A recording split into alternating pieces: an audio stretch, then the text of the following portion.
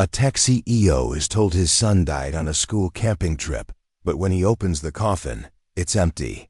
What begins as a tragedy spirals into a chilling investigation, uncovering a human trafficking ring, a forged funeral, and a corrupt network, hiding in plain sight.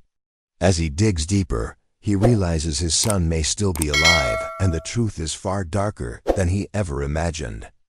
Walter Morrow learned that lesson on a Tuesday Funny, how the worst days always fall on the most ordinary ones. He was in his glass tower office overlooking the city he helped build when the phone rang, a sound like 10,000 others before it, yet this one carried death in its electronic whisper. "Mr. Morrow?" came the trembling voice of Principal Harrison from Maplewood Prep, a man Walter knew from school events and fundraisers. But today his voice shook like autumn leaves before a storm. "There's been an accident." Walter had three treasures in life: his empire, Morrow Technologies, worth more than some nations; his reputation, forged in steel and sealed with handshakes that moved mountains; and most importantly, his son Andrew, 8 years old, gap-toothed grin, freckles like constellations, and a spirit that could make a graveyard smile. "What kind of accident?" Walter asked, voice steady, trained by decades of boardroom wars to never show weakness. "He fell, Mr. Morrow, from the school's bell tower. It was instant. Most men would crumble. Walter didn't. He watched the city carry on like nothing had changed, even as his world turned to ash. But he didn't get rich by accepting the surface. He made his fortune by asking the questions no one else dared. And now one burned in his mind. How does a boy terrified of heights end up on top of a bell tower? 3 hours later, the drive to Maplewood Prep stretched like molasses, the silence in the car screaming in Andrew's absence. Walter remembered every drive before this, Andrew's chatter about baseball cards and his ladybug jar, his lucky charm. At the school gates, Principal Harrison and Miss Clay, Andrew's teacher, waited, Harrison pale, Clay tear-streaked. But something in her sorrow felt off too rehearsed. "Where is he?" Walter asked coldly. "St. Mary's, but Mr. Morrow, I want to see where it happened." A glance passed between Harrison and Clay, brief, telling. Walter followed them to the bell tower he'd donated funds to restore just 2 years ago. Andrew had called it the Broken Bird House. Now it loomed like a curse, the door chained shut with rusted links. "How did he get up there?" Walter asked. "It was locked," Harrison claimed. "We found it open after. But there were no scratch marks, no signs of forced entry. Someone had a key, or someone left it open." Walter tucked that detail away. He asked to see the classroom.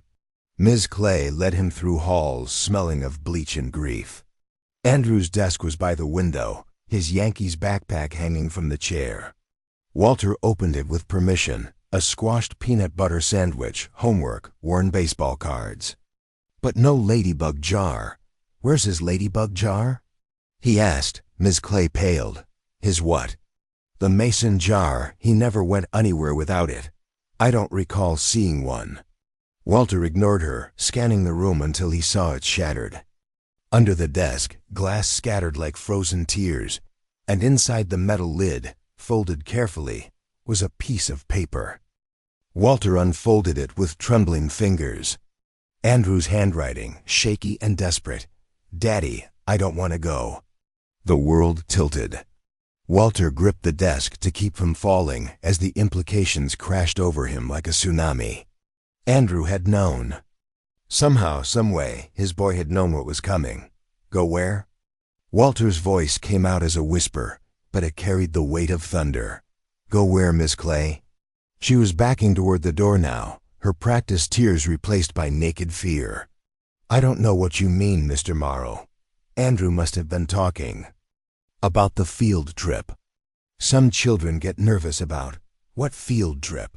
The question hung in the air like smoke from a gun. Miss Clay opened and closed her mouth, searching for words that wouldn't come.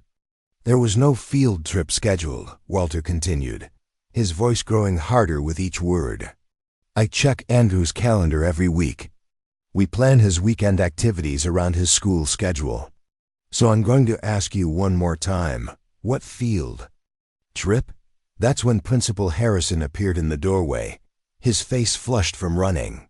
He looked from Walter to Ms. Clay, reading the tension in the room like a weather report predicting storms. Mr. Morrow, I think there's been some confusion.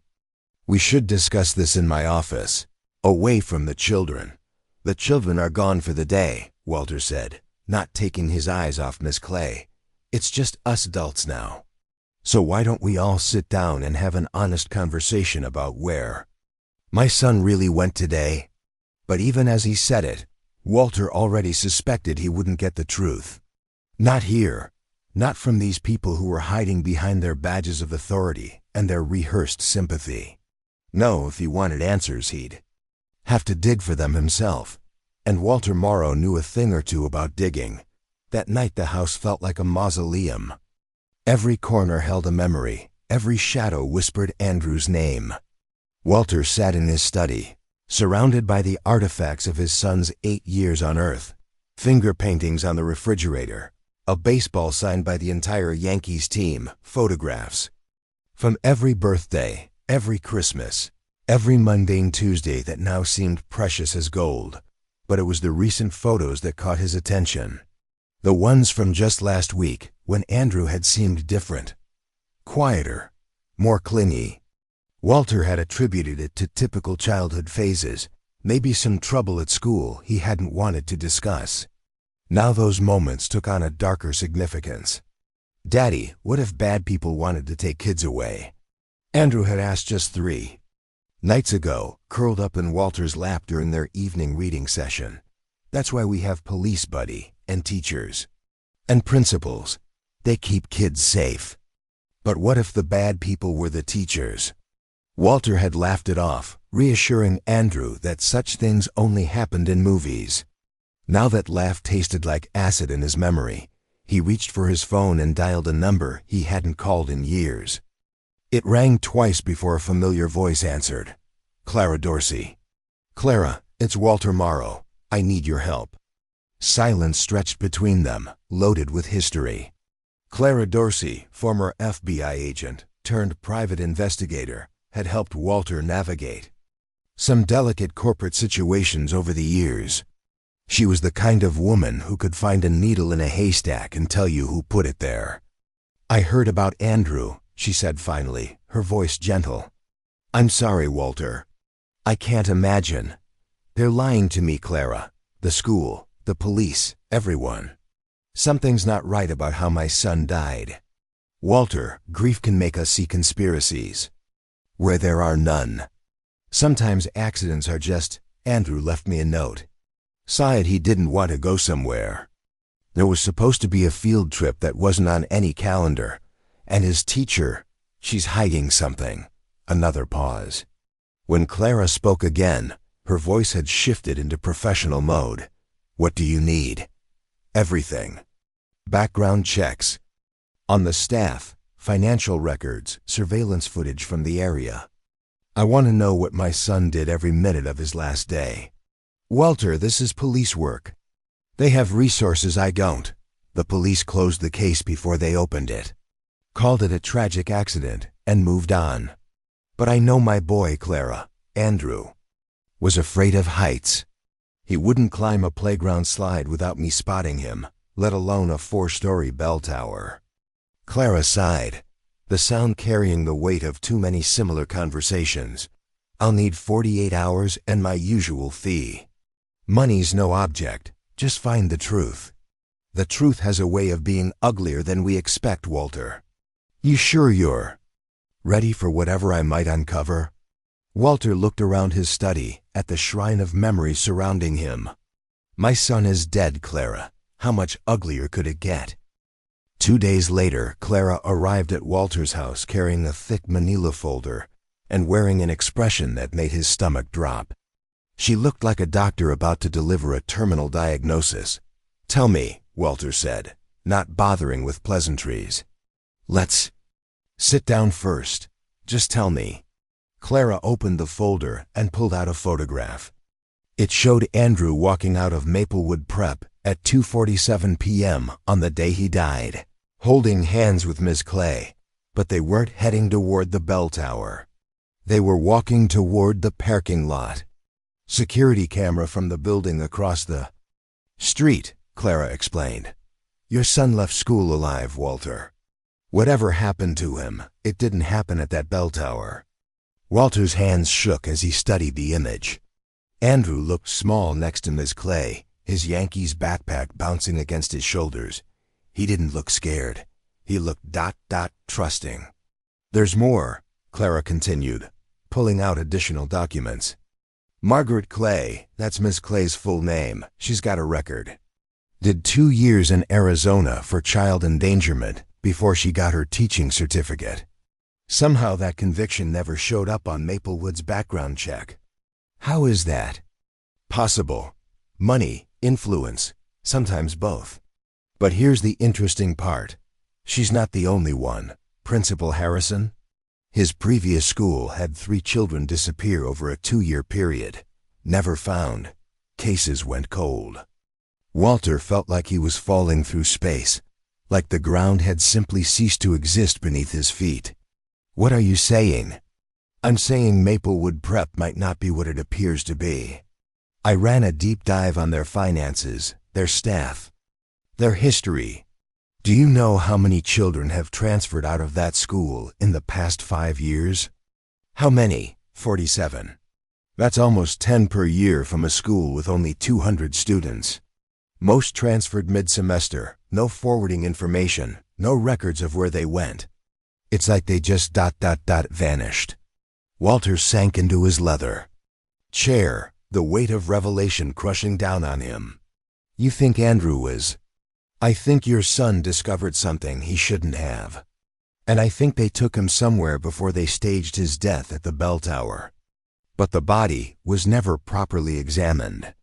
Closed casket funeral, cremation recommended due to the nature of the injuries. Very tidy, very final. Walter's mind raced through the implications. If Andrew had been taken somewhere else, if his death had been staged, the funeral is tomorrow. I know. I want to see the body. Clara closed the folder slowly. Walter, I need to tell you something else. I drove by the cemetery last night, just to get a feel for the layout. There was activity around Andrew's gravesite. Men with shovels, working by flashlight. What kind of activity? The kind that happens after visiting hours, when nobody's supposed to be watching. Walter stood up so fast his chair spun backward. We're going, now. Walter, wait. If I'm right about this, if there really is some kind of organized operation running out of that school, then you walking into that cemetery could be exactly what they're expecting. This could be a trap. I don't care. Well, I do. You're no good to Andrew dead. And if he's really still alive out there somewhere, he needs his father thinking clearly, not rushing into danger like some action movie hero. Walter wanted to argue, wanted to storm out of the house and drive straight to Willowbrook Cemetery with or without Clara's help. But she was right. He'd built his empire by being strategic, by thinking 3 moves ahead of his competition. If he was going to save his son, he'd need to be smarter than the people who'd taken him. What do you suggest? We go, but we go prepared, and we go with backup. Midnight at Willowbrook Cemetery, the cemetery stretched out under a moonless sky like a sea of stone and shadow. Walter crouched behind a marble angel, watching 2 men work by the light of a single flashlight. They moved with practiced efficiency, shoveling dirt back into Andrew's grave. Clara lay flat beside him, speaking into her radio in whispers so quiet they barely disturbed the air. She'd brought 3 associates, former law enforcement, with the kind of skills that don't appear on resumes. They're finishing up. She breathed into Walter's ear. One of the men climbed out of the grave and brushed dirt from his clothes. Even in the darkness, Walter could see his face clearly, Principal Harrison. The other man remained partially hidden, but when he turned toward the flashlight, Walter's blood turned to ice. It was the groundskeeper from Andrew's funeral. The same man who'd muttered about strange midnight deliveries. Walter started to move forward, but Clara grabbed his arm. "Wait!" A third figure emerged from behind a nearby mausoleum. This one was smaller, wearing dark clothing and moving with fluid grace. As they approached the light, Walter saw it was Miss Clay. "Is it secure?" Her voice carried clearly in the still night air. "Deep enough," Harrison replied. "Nobody's going to accidentally discover this one." "What about the father?" "He's been asking questions." "Dorsey's investigating him," the groundskeeper said. "Former FBI. Could be a problem." Walter felt Clara tense beside him. They knew about her involvement. This wasn't just some random cover-up. It was organized, prepared, strategic. "Then we accelerate the timeline," Miss Clay said. "How many more do we have ready for transport?" 6. Harrison answered. "The Morrison boy, the Chun girl, 3 from the Jackson family, and the new acquisition. Age ranges? 7 to 12. All fit the specifications." Walter's vision blurred with rage. They were talking about children like commodities, like inventory to be managed and shipped. And somewhere among those names was his son. Clara was already moving, her team spreading out to surround the gravesite. But Walter couldn't wait for signals or strategic positioning. He stood up from behind the angel and walked directly into the light. "Where is my son?" The 3 conspirators froze like deer caught in headlights. Principal Harrison's hand moved toward his jacket, but Clara's voice cut through the darkness like a whip crack. "FBI, nobody move." It was a lie. Clara hadn't been FBI for years, but the authority in her voice was real enough. The groundskeeper dropped his shovel and raised his hands. Miss Clay took a step backward, her eyes darting toward the cemetery's exit. "Mr. Morrow," Harrison said, his voice artificially calm, "you shouldn't be here. This is a private matter. The only private matter here is what you did with Andrew." Walter stepped closer, close enough to see the sweat beading on Harrison's forehead despite the cool night air. "I want him back." "Your son is dead, Mr. Morrow. I know grief can make a man desperate, make him see patterns where none exist, but—" "Cut the shit." Walter's voice dropped to a whisper, and somehow that was more terrifying than if he'd shouted. "I know about Arizona. I know about the missing children. I know about the transfers and the conveniently lost paperwork and the midnight visitors to fresh graves." Miss Clay laughed, a sound like breaking glass. "You know nothing, you rich fool. You think your money makes you untouchable, but there are forces in this world that make your little empire look like a child's toy." "What forces?" "The kind that recognize quality when they see it.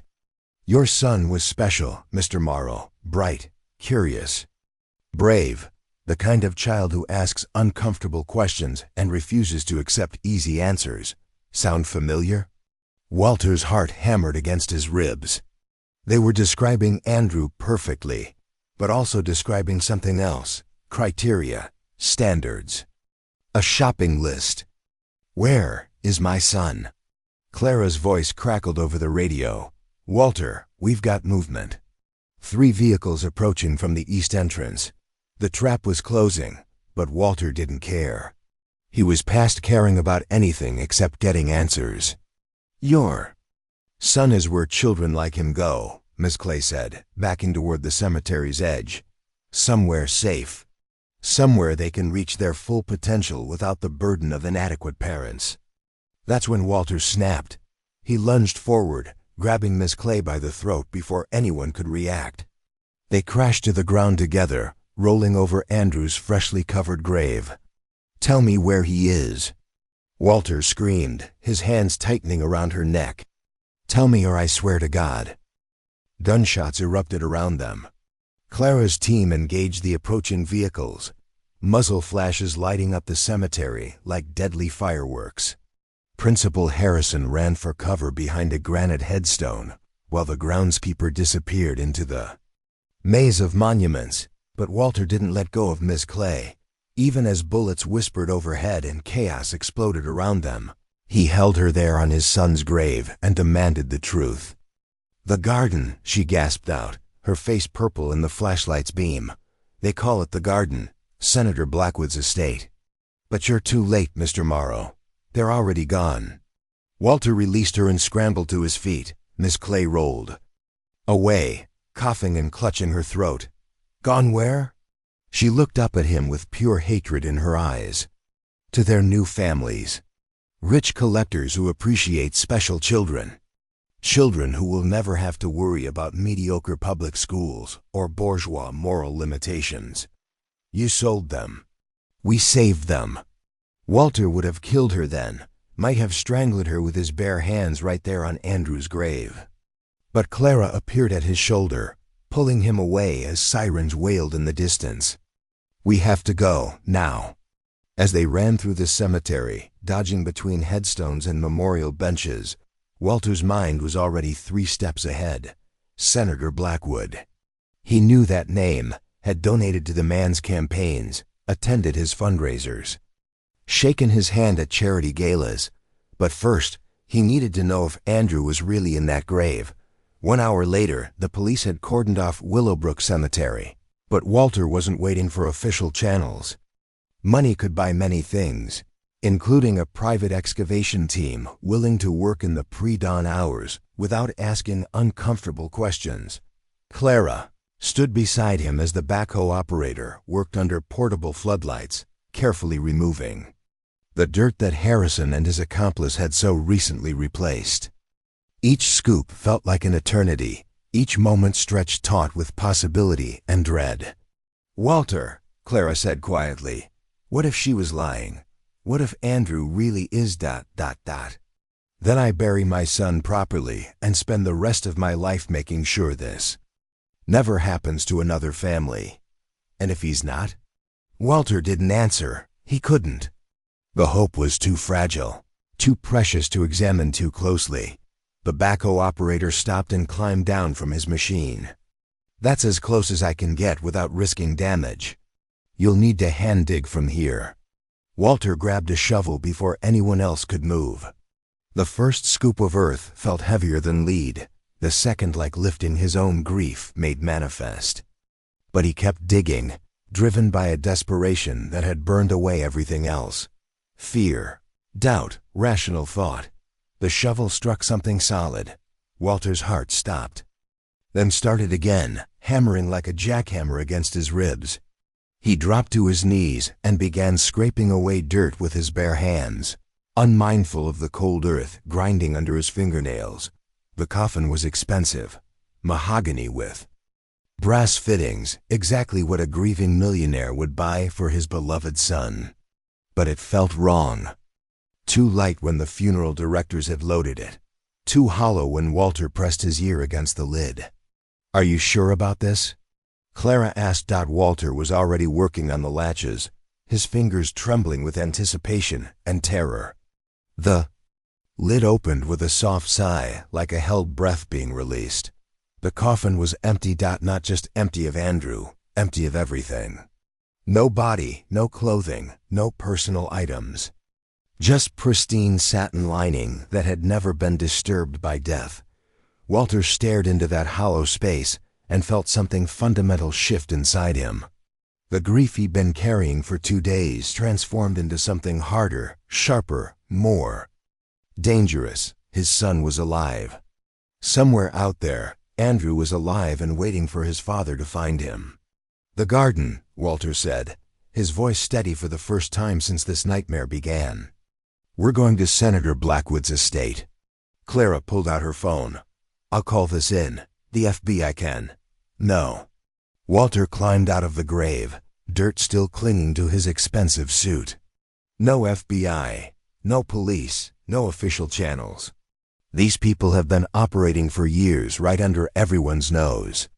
They've got connections, protection, advance warning systems. The moment we involve law enforcement, Andrew disappears forever." "Walter, you can't just storm into a senator's house. I can do whatever it takes to get my son back." Clara studied his face in the harsh floodlight, reading the change that had taken place. This wasn't the grieving father she'd comforted 2 days ago. This was something harder, more focused, more dangerous. "What are you thinking?" "I'm thinking Senator Blackwood is about to receive a very generous campaign contribution. The kind that buys access, influence, and most importantly, an invitation to see his private collection." The next evening, Senator Marcus Blackwood lived in the kind of house that appeared on magazine covers and museum postcards. Georgian architecture sprawling across 50 acres of manicured grounds, the kind of place where American aristocracy played. At being European royalty. Walter adjusted his bow tie and checked his appearance in the limousine's mirror one last time. He looked exactly like what he was, a wealthy donor attending an exclusive fundraising event. What he was hiding, the Glock tucked inside his jacket and the righteous fury burning in his chest, those were invisible to casual observers, remember. Clara's voice crackled through his earpiece. "I need 15 minutes to get into position. Don't do anything heroic until I give you the all clear." Define heroic. Anything that might get you killed before we find Andrew. The fundraiser was everything Walter had expected. Crystal chandeliers, important people discussing unimportant things, servers circulating with champagne and canapes that cost more than most families spent on groceries. Senator Blackwood worked the room like the professional politician he was, pressing flesh and collecting promises with equal skill. But Walter wasn't interested in the public face of Marcus Blackwood. He was interested in the private man, the one who collected special children like other people collected art. Walter Morrow. Blackwood appeared at his elbow with practiced enthusiasm. "I was hoping you'd make it tonight. Your contribution to the Children's Education Initiative was incredibly generous. I believe in investing in young minds, Senator. Children are a most precious resource." Something flickered in Blackwood's eyes, recognition perhaps, or simply the acknowledgement of shared interest. "Indeed they are. Have you had a chance to tour the grounds? I've got some remarkable pieces in my private collection. I'd be honored."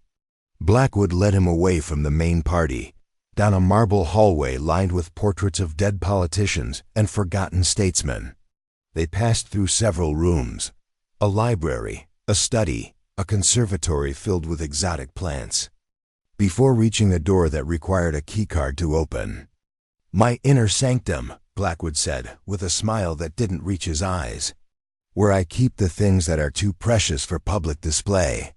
The room beyond was climate-controlled and dimly lit, filled with display cases and pedestals showcasing artifacts that would have made museum curators weep with envy. But Walter barely noticed the art. His attention was focused on the photographs. They covered one entire wall, dozens of images showing children of various ages engaged in different activities. Playing piano, painting watercolors, reading thick books, solving complex puzzles. All of them looked healthy, well cared for, content. And all of them looked familiar. Walter stepped closer, his heart rate climbing as he recognized faces from missing persons reports, from milk cartons, from desperate parents' social media posts. These weren't just random children, they were the disappeared ones, the lost ones, the ones whose families had never stopped looking. And there, in the center of the wall, was Andrew. His son sat at an easel, painting a landscape that showed remarkable skill for an 8-year-old. He wore clean clothes, his hair was neatly combed, and he appeared unharmed. But his eyes held a sadness that made Walter's chest constrict with rage. "Beautiful, isn't he?" Blackwood's voice had changed, losing its political smoothness, and revealing something colder underneath. "Such natural talent, such curiosity. We've had to be very careful with him. He's proven quite resourceful when it comes to escape attempts." Walter forced himself to remain calm, to keep playing the role of interested donor. "Where was this taken?" "Oh, that's current. Live feed from the residential facility. Would you like to see more?" Blackwood moved to a computer terminal and began typing. The wall-mounted display switched from static photographs to live video, feeds showing different rooms in what appeared to be a luxury compound. Walter saw children in classrooms, in art studios, in what looked like dormitories. All clean, all well-appointed, all horrifyingly wrong. How many? Walter asked. Currently, about 60. Though that number fluctuates based on placement opportunities. Some of our benefactors prefer younger children, others appreciate more developed talents. It's simply a matter of matching the right child with the right family. Walter watched the screens, searching for any sign of Andrew in the live feeds. There, in what appeared to be a library, he spotted his son reading a book that was far too advanced for his grade level. Andrew was alive, he was safe, and he was less than a mile away. "I'd like to make a substantial donation," Walter said carefully. "But I'd prefer to see the operation in person before committing such a large sum." Blackwood studied him for a long moment. "What kind of sum are we discussing? 10 million, cash?" The senator's eyebrows climbed toward his hairline. "That's quite generous. But I'm afraid tours aren't generally offered to potential donors. Security concerns, you understand." "I understand perfectly. Which is why I'm prepared to make that donation tonight, in exchange for a brief visit to the facility. Call it due diligence." Walter could practically see the greed warring with caution behind Blackwood's eyes. $10 million was hard to refuse, but allowing an outsider into the compound was dangerous. "There would be conditions," Blackwood said finally.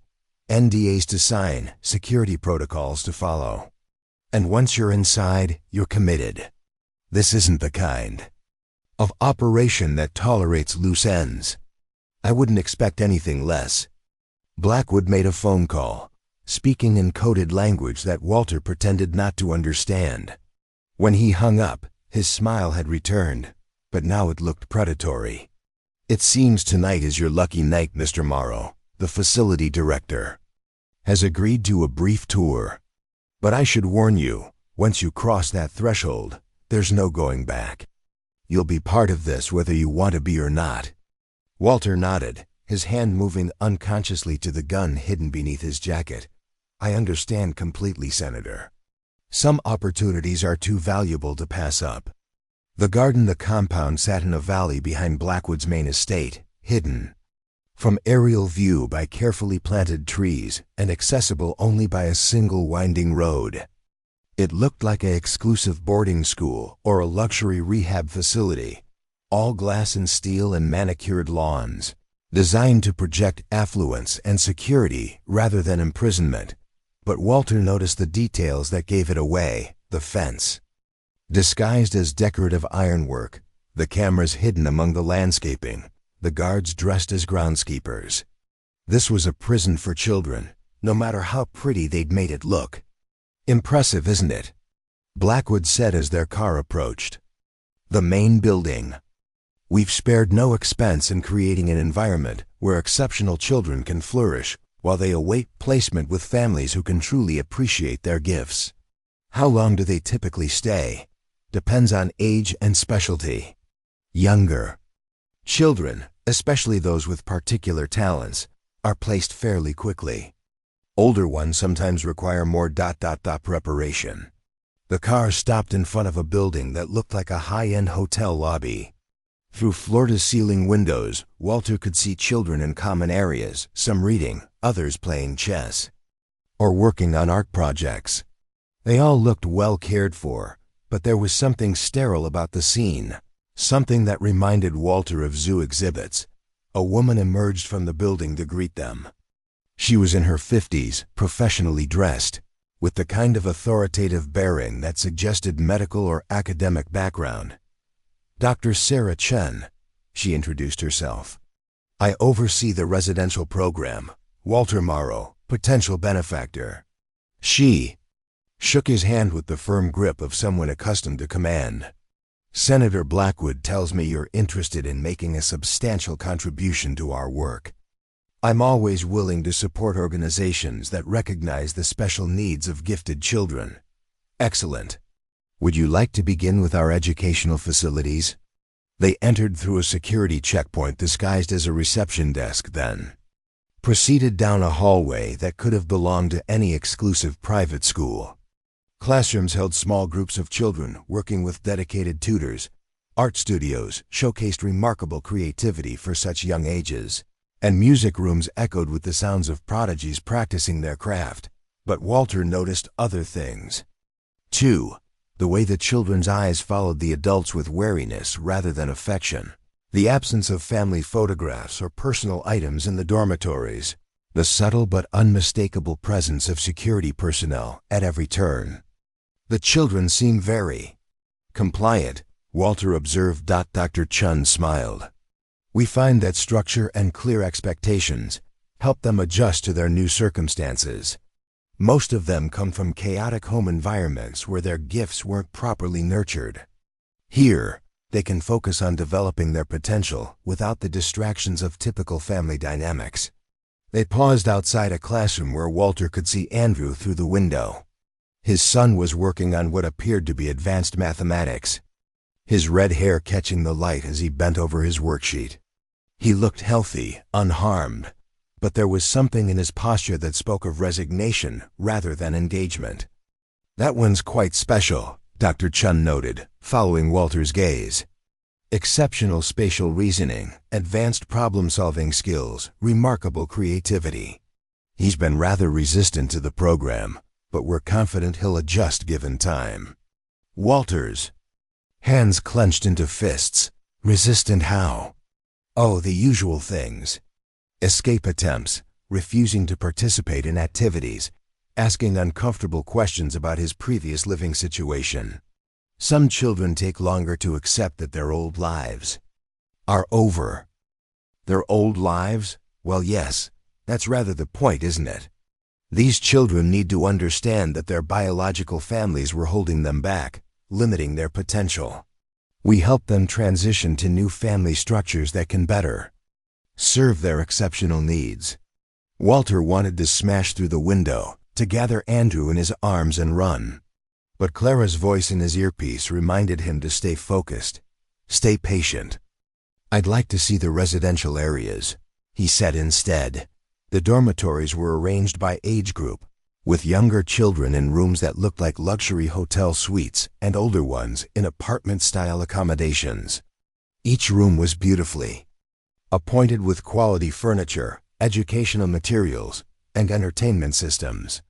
But there were no locks on the inside of the doors, no personal privacy, no real freedom. The children seem to have adapted well to communal living, Walter commented.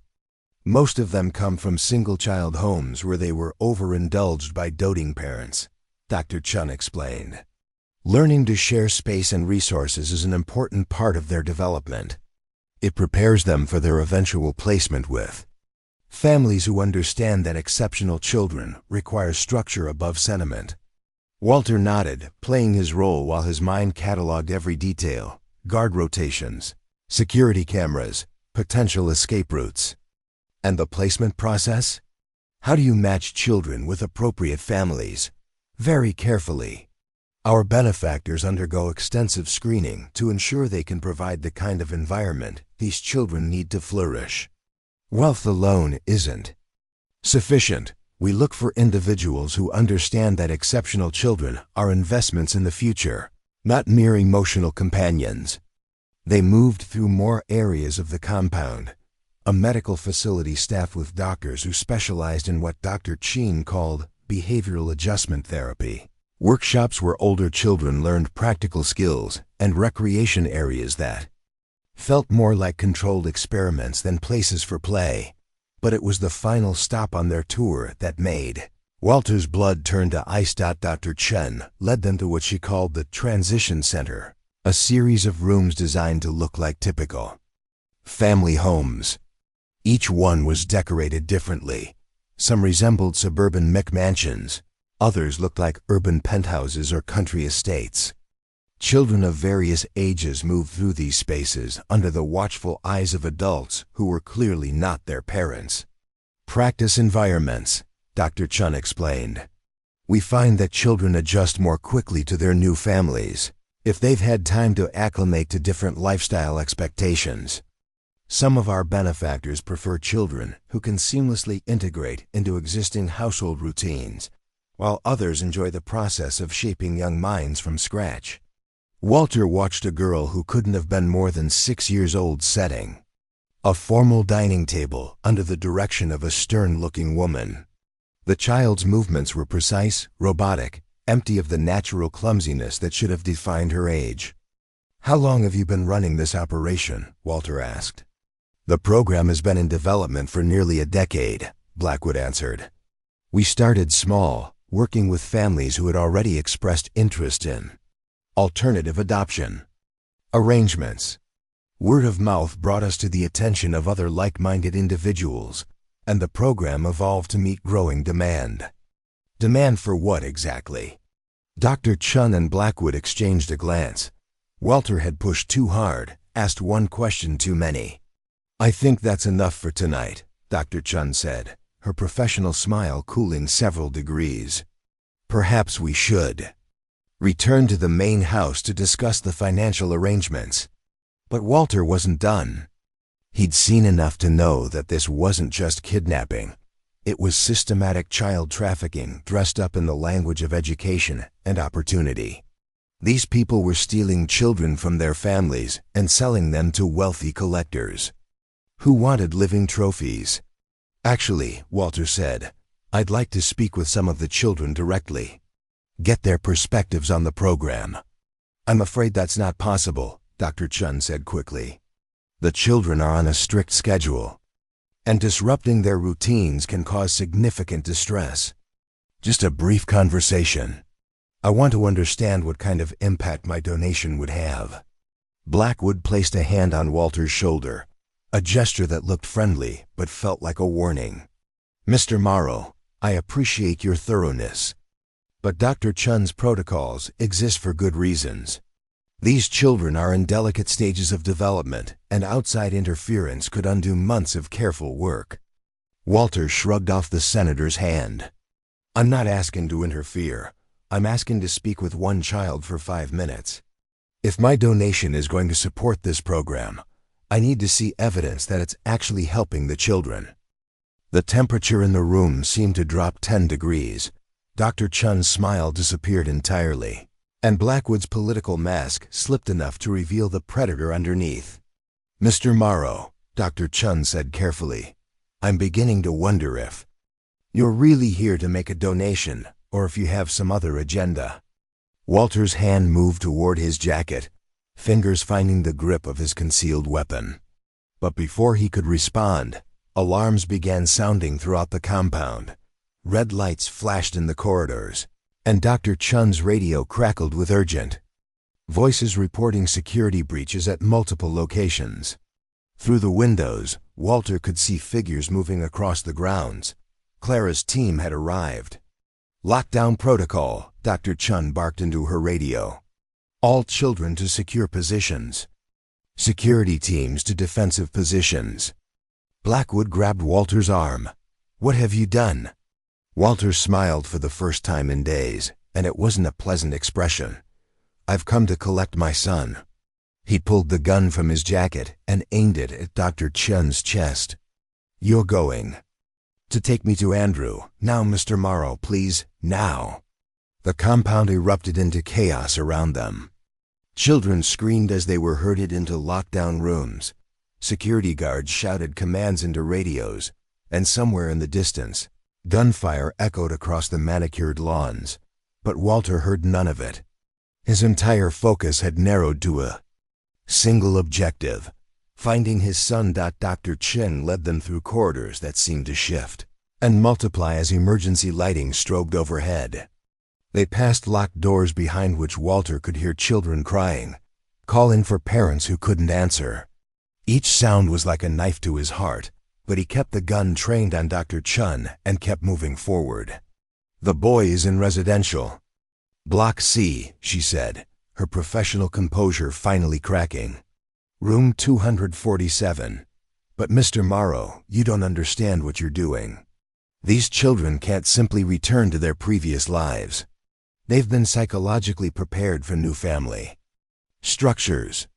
Taking them back to environments that couldn't properly support their gifts would be traumatic. Shut up. They reached residential block C as Clara's voice crackled over Walter's earpiece. Building secured.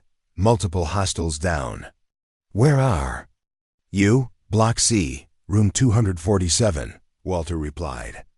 On my way. Room 247 had a nameplate that read Andrew M. Even here, they'd reduced his son to an initial, a inventory number in their catalog of stolen children. Walter kicked the door open. Andrew sat on his bed, still wearing the clothes from the photograph Walter had seen in Blackwood's office. He looked up as the door burst open, his eyes wide with fear that transformed into disbelief, then joy, then something that broke Walter's heart, uncertainty. Daddy? Andrew's voice was small, hesitant, as if he wasn't sure Walter was real. It's me, buddy. It's really me. Walter holstered his gun and crossed the room in 3 strides, gathering his son into his arms. Andrew felt smaller than he remembered, more fragile, but he was alive and warm and real. I knew you'd come, Andrew whispered into Walter's shoulder. They said you weren't looking for me anymore, but I knew you'd come. I never stopped looking, not for 1 second. Clara appeared in the doorway, her tactical gear splattered with evidence of the rescue operation. We need to move. Local law. Enforcement is en route, and we want to be long gone before they arrive. But Walter wasn't ready to leave. Not yet. He pulled back to look at Andrew's face, searching for signs of trauma, of harm, of the psychological damage that Dr. Cheen had hinted at. Are you okay? Did they hurt you? Andrew shook his head. They said they were helping me. Said my old family couldn't take care of me properly. But I knew that wasn't true. I kept your picture hidden under my mattress. He reached under the bed and pulled out a small photograph, Walter and Andrew at last year's Yankees game, both of them grinning at the camera with hot dog mustard on their faces. It was creased and worn from constant handling. I'm going to get you home, Walter promised. And I'm going to make sure no one ever takes you away again. What about the other kids? Andrew asked, looking around the room. Tommy from down the hall, he's only 5. And Sarah, she cries every night because she misses her mom. We can't leave them here. Walter looked at Clara, who nodded. We're extracting as many as we can. But Andrew's right, we can't save them. All tonight. The sound of approaching helicopters filled the air, growing louder by the second. Clara grabbed Walter's arm. We need to go, now. They ran through corridors filled with smoke and strobing emergency lights, past rooms where other children pressed their faces against windows, hoping for rescue. Walter saw the desperation in their eyes and made a silent promise. This wasn't over. He would come back for every single one of them. Clara led them to an emergency exit where her extraction team waited with vehicles. As they loaded children into vans and SUVs, Walter caught sight of Dr. Chun being led away in handcuffs by federal agents. How? Walter asked Clara, anonymous tip about child trafficking. Amazing how quickly the FBI can mobilize when they get solid intelligence and photographic evidence. Senator Blackwood stood beside his destroyed compound, watching his empire burn while federal agents read him his rights. When he saw Walter, his face contorted with rage. You have no idea what you've done, he shouted over the chaos. These children needed us. They needed structure, guidance, purpose. You're sending them back to mediocrity. Walter walked over to where Blackwood stood, Andrew clinging to his hand. Senator, I want you to look at my son. Really look at him. Blackwood's eyes flicked to Andrew, then back to Walter. This boy doesn't need your structure, or your guidance, or your twisted version of purpose. He needs his father. He needs his home. He needs to grow up free to make his own choices about who he wants to become. You're a fool, Morrow. A sentimental fool who can't see past his own emotional attachment. Walter's fist connected with Blackwood's jaw with a sound like a baseball hitting a bat. The senator crumpled to the ground, unconscious before he hit the manicured grass. That's for every parent who had to bury an empty coffin. Walter said to the unconscious man. Clara pulled Walter away before he could do more damage. Save it. For the trial. He'll have plenty of time to think about his choices in federal prison. As they drove away from the burning compound, Walter held Andrew close and watched the flames in the rearview mirror. The garden was destroyed, its operators arrested, dozens of children rescued. But Walter knew this was just the beginning. 6 months later, the Ladybug Foundation occupied 3 floors of a downtown office building, its walls covered with photographs of children who had been reunited with their families. Walter stood in the main conference room, addressing a group of parents whose lives had been shattered by the same forces that had taken Andrew. The network was bigger than we initially thought, he told them. Maplewood Prep was just one acquisition point. We've identified at least 12 other schools, 3 youth programs, and dozens of individuals involved in recruitment and transport. A woman in the front row raised her hand. What about the buyers? The people who were purchasing these children? That's where it gets complicated. Many of them believed they were participating in an exclusive private adoption program. They thought they were giving exceptional children better opportunities, not participating in trafficking. Others ... Walter's jaw tightened. Others knew exactly what they were buying. Clara stepped forward to continue the briefing. We've recovered 47 children so far. 23 have been successfully reunited with their biological families. The others are in specialized care while we work to locate their relatives, or, in some cases, while they recover from psychological conditioning. Walter's phone buzzed with a text message. He glanced at it and smiled, the first genuine smile anyone in the room had seen from him. That's Andrew, he told the group. He just scored his first goal in Little League. Some of you are wondering if your children will ever be normal again, if they'll be able to move past what happened to them. I can tell you that recovery is possible. It's not easy, it's not quick, but it's possible. After the meeting, Walter drove to Riverside Park where Andrew was practicing with his baseball team. His son had grown 2 inches in the past 6 months and gained back the spark that had been missing during his captivity. But there were still rough nights, still moments when the trauma surfaced in unexpected ways. Hey, Dad. Andrew waved from the pitcher's mound. Watch this. He wound up and threw a fastball that would have been impressive for a kid twice his age. The catcher, Tommy Martinez, one of the children rescued from the compound, whooped with excitement. Walter watched his son play and felt something he hadn't experienced in months. Simple, uncomplicated joy. Andrew was home. He was safe. He was becoming the person he was meant to be, not the person someone else had tried to shape him into. But even as he celebrated these small victories, Walter knew his work wasn't finished. The Ladybug Foundation had identified 17 more missing children who might be connected to the network. Senator Blackwood was cooperating with investigators. In exchange for a reduced sentence, providing names and locations that led to new arrests almost weekly. And sometimes, in the quiet hours before dawn, Walter would wake to find Andrew standing at his bedroom window, staring out at the darkness. Just checking, Andrew would say when Walter asked what he was doing, making sure no one's coming. Those moments reminded Walter that some wounds never fully heal, they just become manageable. But they also reminded him why he'd started the foundation, why he'd devoted his fortune to hunting down every last remnant of the network that had stolen his son. 1 year later, the trial of Senator Marcus Blackwood had been the media event of the decade. Every major news outlet covered the proceedings. Every detail of the child trafficking network dissected, analyzed by talking heads and legal experts. Walter testified on the 3rd day, his voice steady as he described finding Andrew's empty grave and the desperate search that followed. The courtroom was packed with parents, journalists, and law enforcement officials.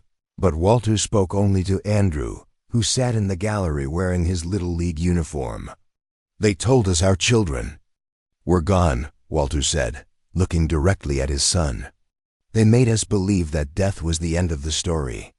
But sometimes, if you refuse to accept what people tell you, if you keep digging even when everyone says you should stop, sometimes you find out that the story isn't over." The jury deliberated for less than 4 hours. Blackwood was convicted on 37 counts of child trafficking, conspiracy, and racketeering. Dr. Chun received 25 years. Miss Clay, who had turned state's evidence, got 15 years and a lifetime ban from working with children. Principal Harrison never made it to trial. He was found dead in his cell 3 days after his arrest. Apparent suicide, though Walter had his doubts. After the verdicts were read, Walter and Andrew walked out of the courthouse together, past the cameras and microphones, and shouted questions from reporters. They drove to Willowbrook Cemetery, where a proper headstone now marked Andrew's gravesite, not for Andrew, but for all the children who hadn't made it home. "Why do we come here?" Andrew asked, placing a mason jar filled with ladybugs on.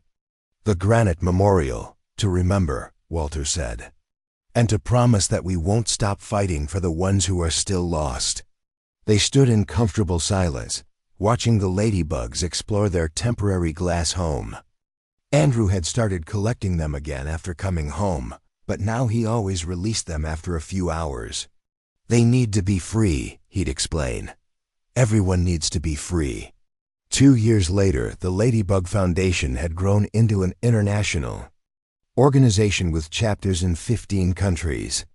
Walter had stepped back from day-to-day operations, letting professionals run the organization while he focused on being Andrew's father. But he still kept the night watch, still monitored the networks of investigators and social workers and law enforcement officers who continued the work of finding lost children. And sometimes, when new cases came to light, Walter would get personally involved, like the call that came on a Tuesday evening in October, exactly 3 years after Andrew's disappearance. "Mr. Morrow? This is Detective Sarah Kim with the Portland Police Department. We've got a situation here that matches the profile of your old case. 7 children missing from an exclusive private school, all of them from wealthy families. The circumstances are ... similar." Walter looked across the dinner table where Andrew was helping with homework, not his own, which was far too easy for his advanced mind, but work from younger kids in his class who struggled with concepts Andrew had mastered years ago. "I'll be on the next flight," Walter told Detective Kim. Andrew looked up from the math problems he was solving. "Another one? Looks like it. Can I come?" Walter's first instinct was to say no, to protect his son from any reminder of what he'd endured. But Andrew was older now, stronger, more resilient than Walter had given him credit for. "It might be dangerous. Dad, those kids need someone who understands what they're going through. Someone who knows it's possible to come home." Walter studied his son's face. No longer the round-cheeked 8-year-old who'd been taken, but a mature 11-year-old who'd survived something that would have broken most adults. "Pack a bag," Walter said. "We leave in 2 hours." As they prepared for another hunt, another rescue mission, Walter reflected on how much had changed since that terrible Tuesday when his world had ended and begun again. He'd learned that love wasn't just about holding on. Sometimes it was about letting go. Sometimes it was about trusting that the people you love are stronger than their circumstances. And sometimes, if you're very lucky, love gives you a second chance to save the world. The old man's voice that's been telling you this story, well, that voice belongs to time itself, to the weight of years and the accumulation of wisdom that comes from surviving the unthinkable. Walter Morrow aged a decade in the months after Andrew's rescue, his hair going silver and lines appearing around his eyes like battle scars. But if you were to see him today, you'd notice something else in those weathered features: peace. The peace that comes from knowing you fought for what mattered most and won. Not completely, not permanently, but enough. Enough to sleep at night. Enough to believe that tomorrow might be better than today. Andrew is 16 now, a junior in high school with a full scholarship to MAT waiting for him when he graduates. He still collects ladybugs, still releases them after brief captivity. And sometimes, when he thinks his father isn't watching, he stares out windows at the approaching darkness and whispers, "I'm not afraid of you anymore." The Ladybug Foundation has reunited over 200 children with their families. The network that took Andrew has been dismantled, its leaders imprisoned or dead. New networks have emerged to take its place, they always do. But now there are people watching. People who know what to look for. People who refuse to accept that some children are simply lost forever. And in a small cemetery in a quiet town, there stands a memorial where parents come to leave flowers and toy cars and handwritten letters to children who made it home and children who didn't.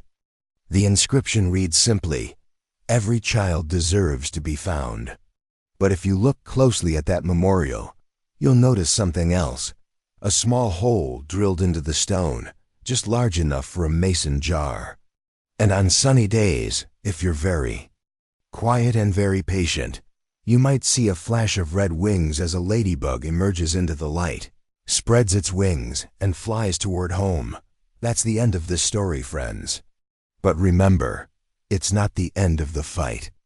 Somewhere out there right now, a child is calling for help. A parent is searching in the darkness. A hero is refusing to give up. And sometimes, if we're very brave and very lucky, love wins. Sometimes love brings them home.